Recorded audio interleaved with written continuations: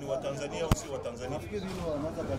No. Kwa sababu sikiliza, wewe ni kiongozi, umekuja hapa, sisi tuko kwenye ofisi yetu, mnapiga mabomu, mnatuharas, tuna haki zote za kuzungumza na Watanzania katika nchi. Kwa nini mnatufanyia hivi? Kwa nini mnatufanyia hivi? Kwamba hatutaki kukaa kwenye ofisi yetu. Sasa mimi naweka nini? Sasa kama ni hivyo, kwa nini tupige mabomu? Mbona hiyo ni rahisi? Ujumbe umefika. Sawa. Ujumbe umefika. Twende tufanye press conference. Tutaenda huko polisi baada ya press conference yetu. Aende tu polisi kabla. Anahitajika sijui ni nani, kaimu OCD unayemhitaji nani? Uongozi wa kitaifa. Unahitaji uongozi wote? Ndio wa kitaifa. Wa nchi nzima tu, hata walioko Dar es Salaam. Usongee hapa. Hakuna anayejua kutoka kwenye chama chetu wala uongozi wetu kwamba mwenyekiti wetu yuko wapi, tofauti na taarifa ambazo tunapata. Na baada ya Mheshimiwa Tundu Lissu kukamatwa, mmeona yanayoendelea. Polisi wanafanya harassment, wanapiga mabomu maeneo ya ofisi yetu hapa. Hiyo ndio tunafanya hapa, mnaona maji, watu wanatoa machozi. Mawakili wetu ndani ya nchi na nje ya nchi, akiwemo Robert Amsterdam ambaye atashughulika kimataifa, ameshapata taarifa kamili ya kwamba mwenyekiti wetu amekamatwa, na yeye ataanza kufanya kazi kimataifa. Na tunatoa wito kwa jumuiya ya kimataifa kuhakikisha inafuatilia nchi hii na kufuatilia kinachoendelea Tanzania kwa karibu kabisa. Kwa hiyo kwa upande wa kimataifa, wakili Robert Amsterdam na wengine ambao wako nje ya mipaka ya nchi yetu watafuatilia na kwenda kwenye maofisi mbalimbali ya kimataifa kwa ajili ya tukio hili. Lakini ndani ya Tanzania hapa tunapozungumza, wakili Kibatara, wakili Deogratias Mahinyira na mawakili wengine ambao wako Dar es Salaam wanafuatilia jambo hili. Kibatara yuko hapa na baadaye atazungumza na waandishi wa habari pia, akiwa mahakama ya hakimu mkazi nafikiri mkoa wa Songea. Sasa kuna mambo ya kuzungumza hapa.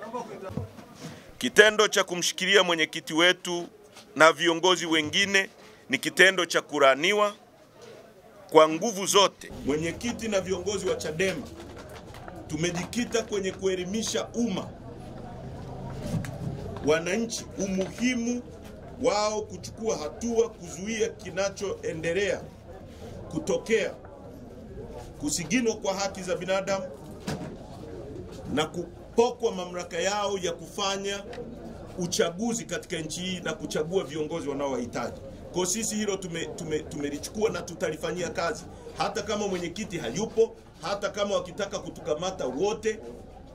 Hii movement ya no reforms no election haitasimama.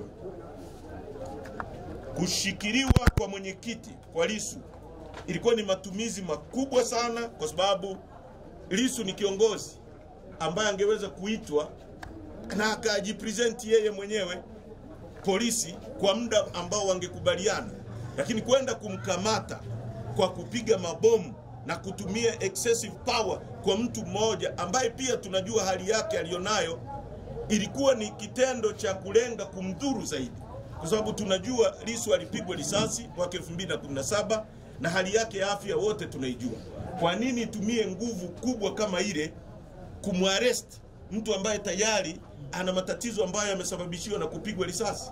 Lakini vile vile tukitaka kujua kwamba hili tukio ni tukio ambalo limelengwa katika labda kumdhuru Lissu au hata kumuua, ni hawa watu tangu mwaka 2017 Lissu alipopigwa risasi mpaka sasa hakuna uchunguzi wowote umefanyika na kutolewa kwa Watanzania ni kina nani walimpiga Lissu risasi na kwa nini hawajashikwa mpaka sasa. Kwa nini hakuna kesi yoyote ambayo imeshafunguliwa na watu kukamatwa kuwekwa ndani kwa tukio lile la kinyama?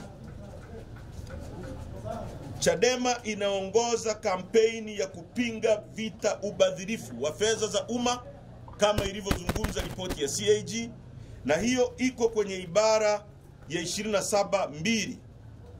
Watu wote watatakiwa na sheria kutunza vizuri mali ya mamlaka ya nchi pamoja na kupiga vita aina zote za ubadhirifu na uharibifu wa mali za Tanzania. Kwa hiyo Chadema inachofanya, inasimama kwenye katiba ya nchi yetu kuhakikisha tunatetea rasilimali za nchi na mali za nchi yetu.